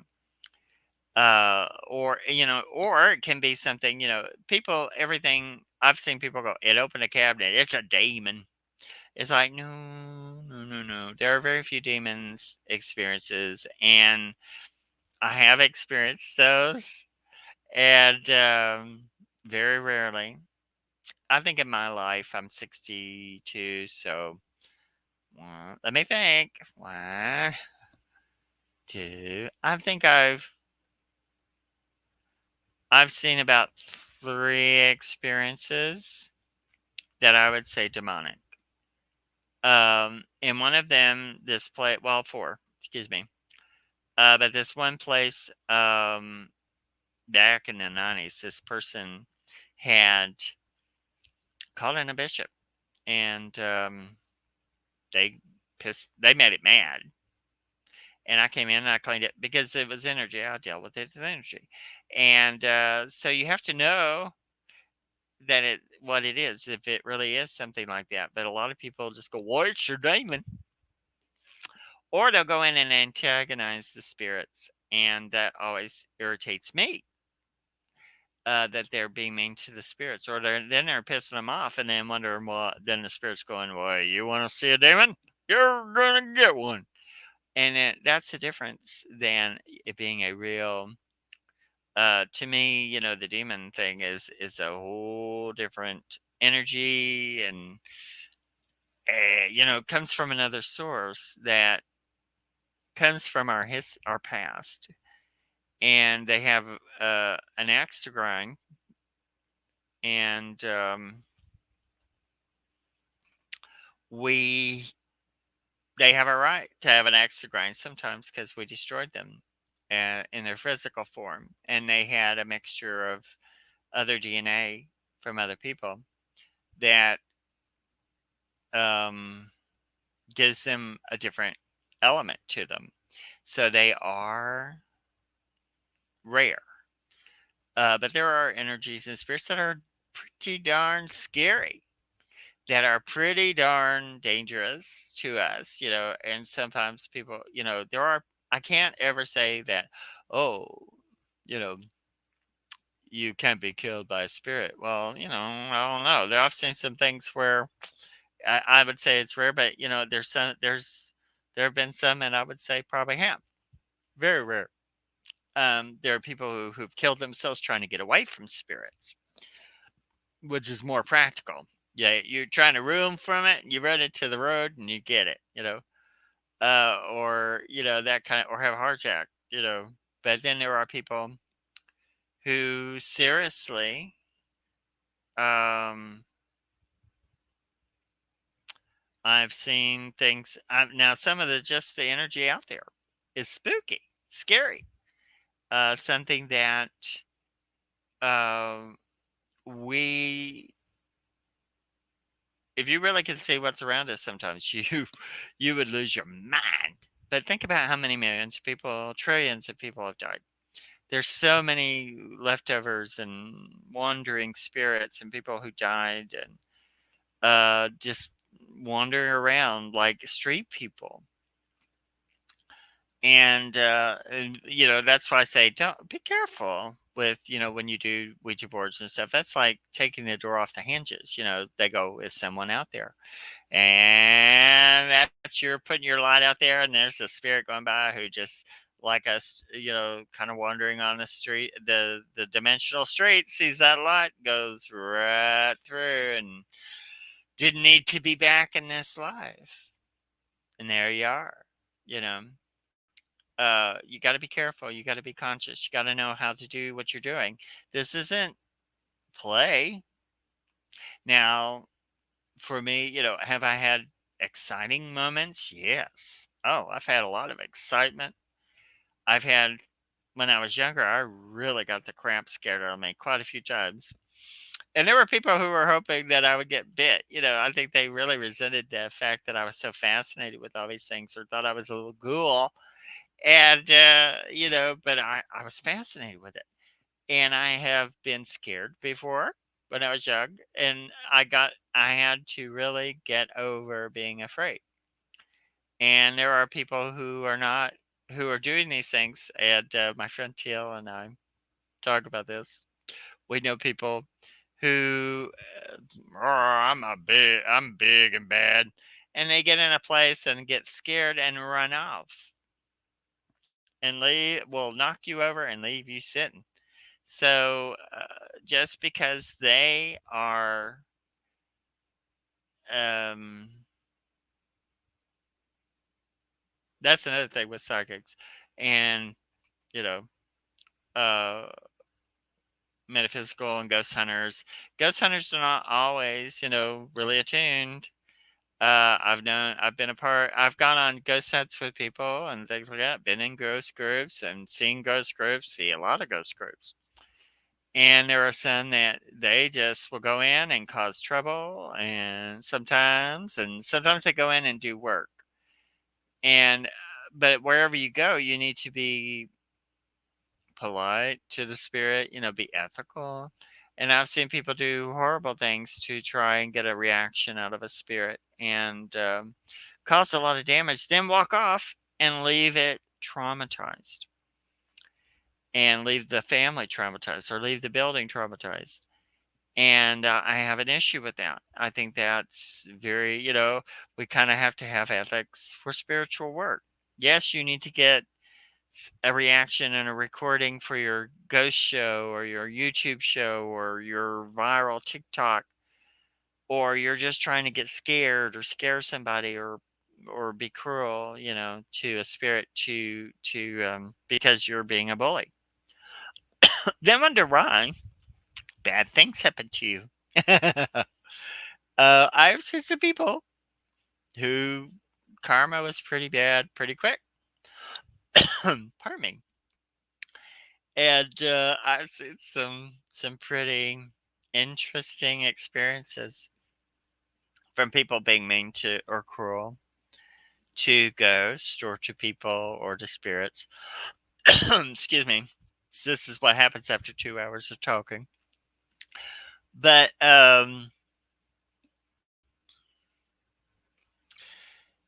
you know, you need to when you need a psychic, be careful about who you get. Make sure you don't have to get somebody who's a rock star. But there are people who have skills and can talk to spirits, and they're fine. But they need to be reasonable in their pricing, and you need to be reasonable in what you're expecting and what you're looking at. Have them go in and look, and maybe it might be on their skill level to take care of the situation. If it is, find someone who can handle the skill level.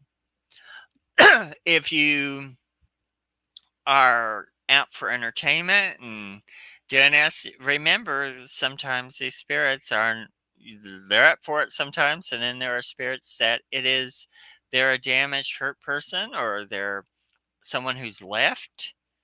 They didn't know how to be. Life has left them behind. Maybe their family moved after this person died, and they don't know where to go. They don't know. They're just sitting around watching you, or they don't even know you're there. They're just kind of there, and you're accidentally seeing them through the veil. Uh, you know, think about it if it were you.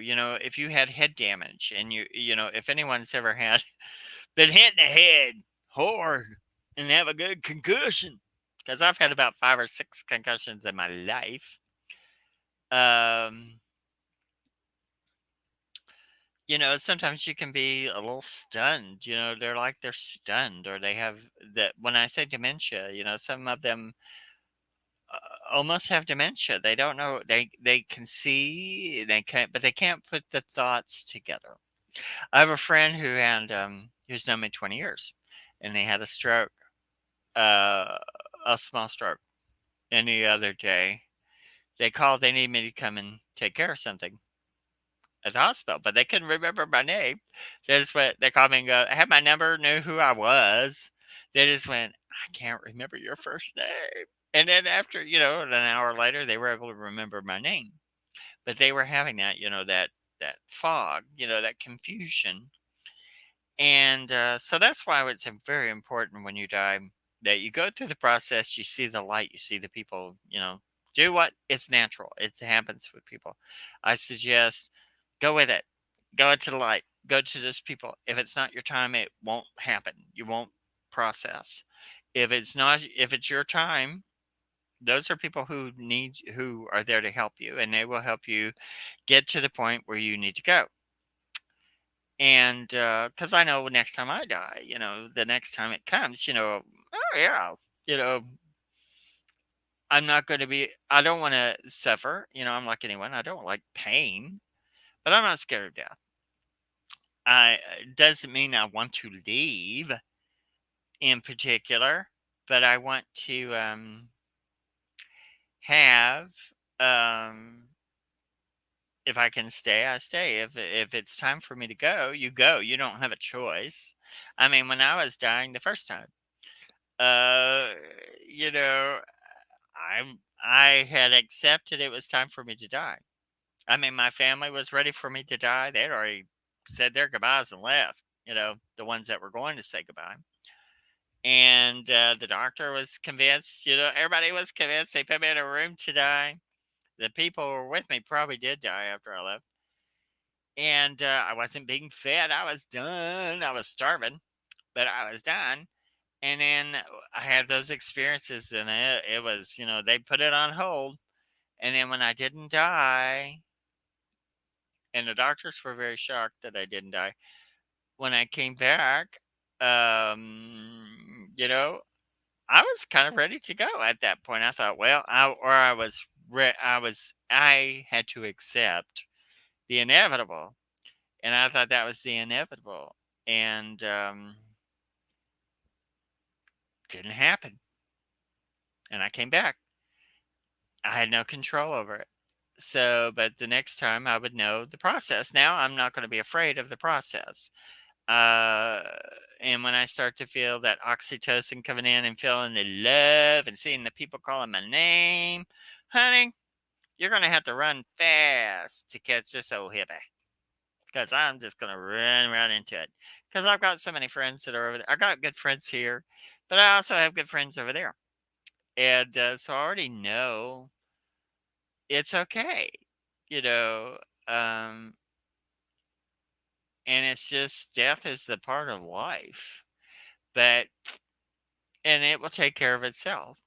Now, here, when you're dealing with ghosts and spirits and things like that, if they need help, if you don't know what it is, go talk to people that do. Find a good psychic, find a good medium, find a good priest, find somebody who you can trust, and let them look at it and see what is happening.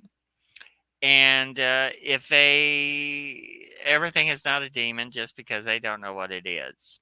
Very few things are demonic. There is a lot of times but there are some things out there that are scary. And I will tell you, there are demons out there, in my opinion, but you very rarely see them. What you do see are people doing a lot of playing with stuff. Sometimes they shouldn't, and bringing things into their atmosphere, bringing them in our atmosphere, and then walking off and leaving it. They already had their fun, and they leave it running.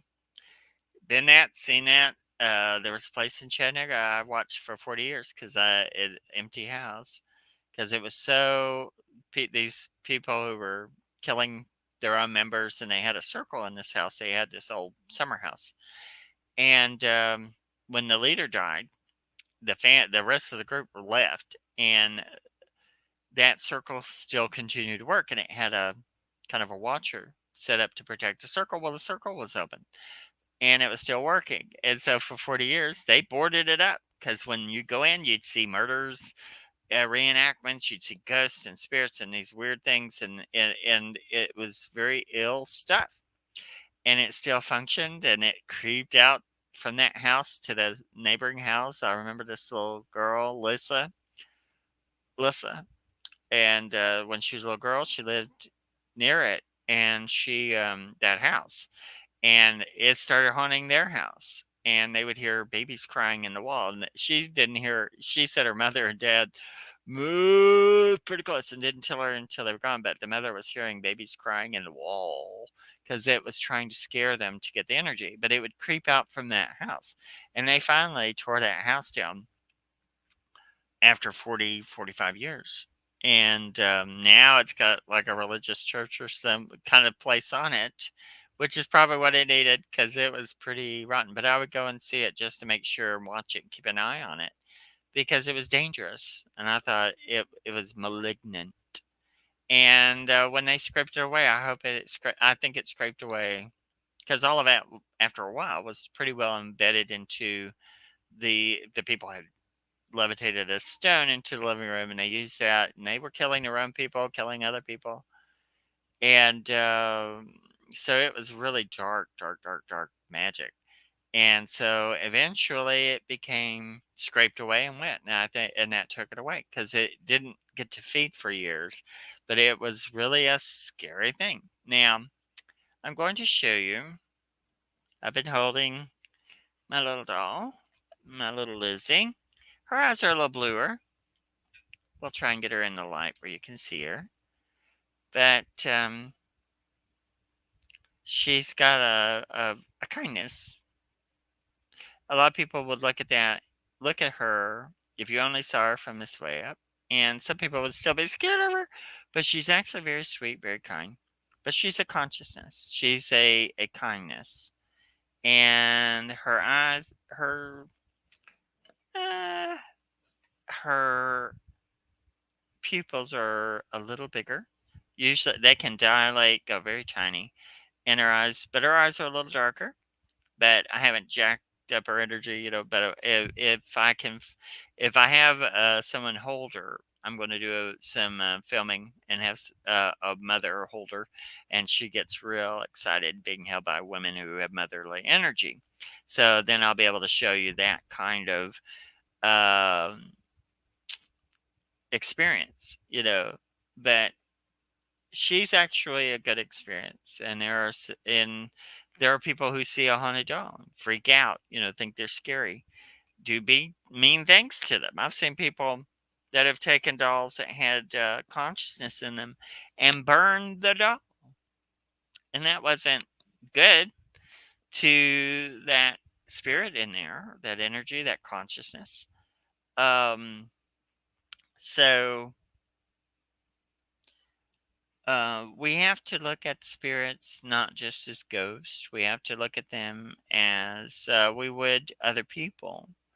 And we have to look at ourselves as more than a meat pie running around working and spending money and doing things that don't matter in the end.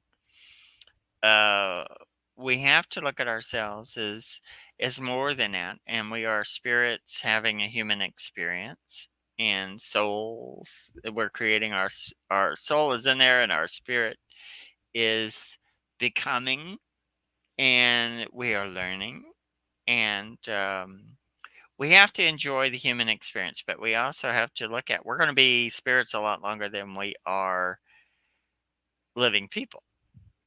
And so, but while you're here, you need to find out your purpose and do it. And don't be afraid of what goes on in the world. Um, the world is a beautiful place, but it's also very cruel.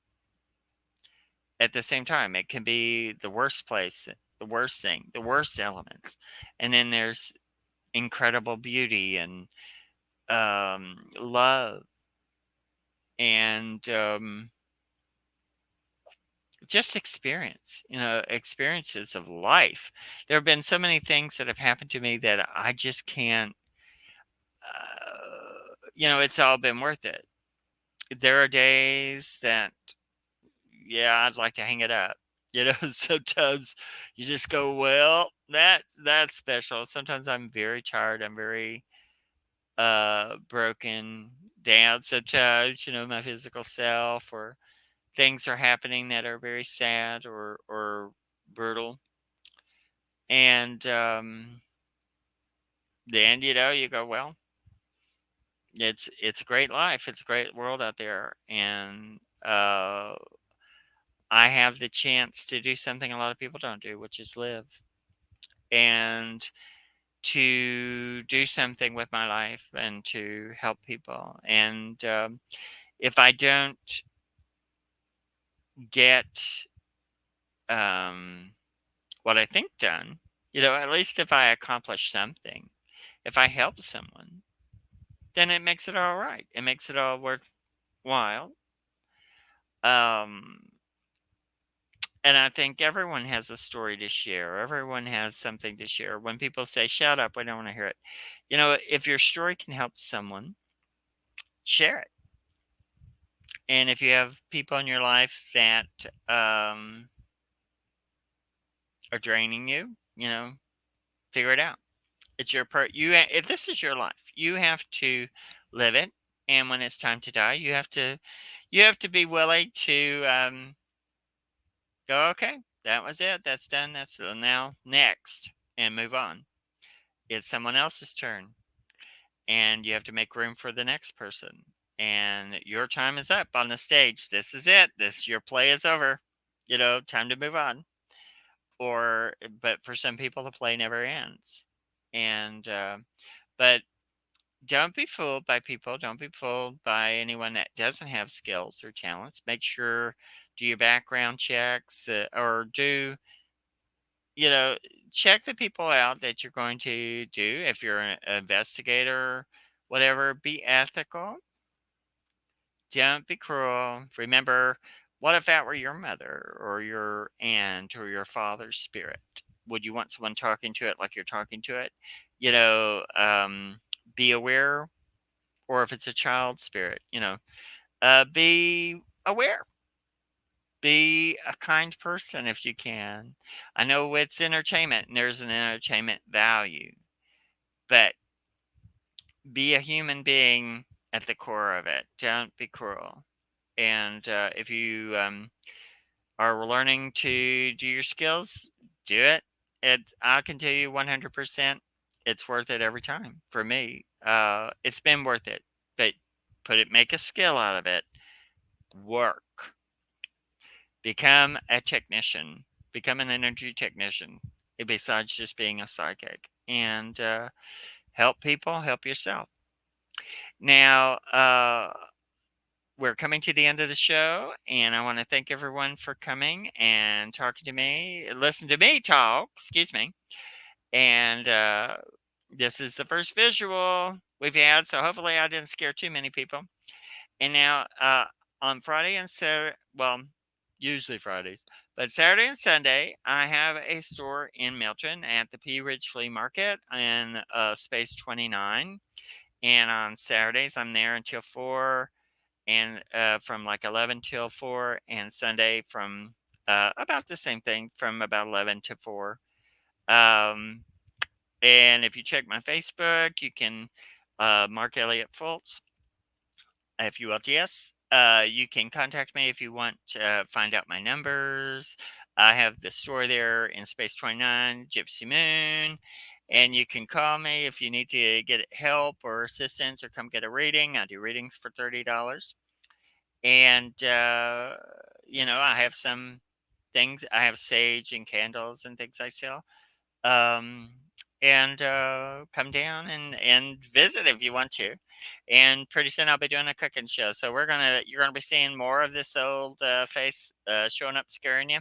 So but if you want to come see me, I am at Gypsy Moon. But look up Mark Elliott Fultz. Message me if you need me, or you want to see me in the stores closed during the week. I can meet you there. I'm only a few miles away. So, to all of you, I hope that everyone is having a great day. I hope this weekend is wonderful for you.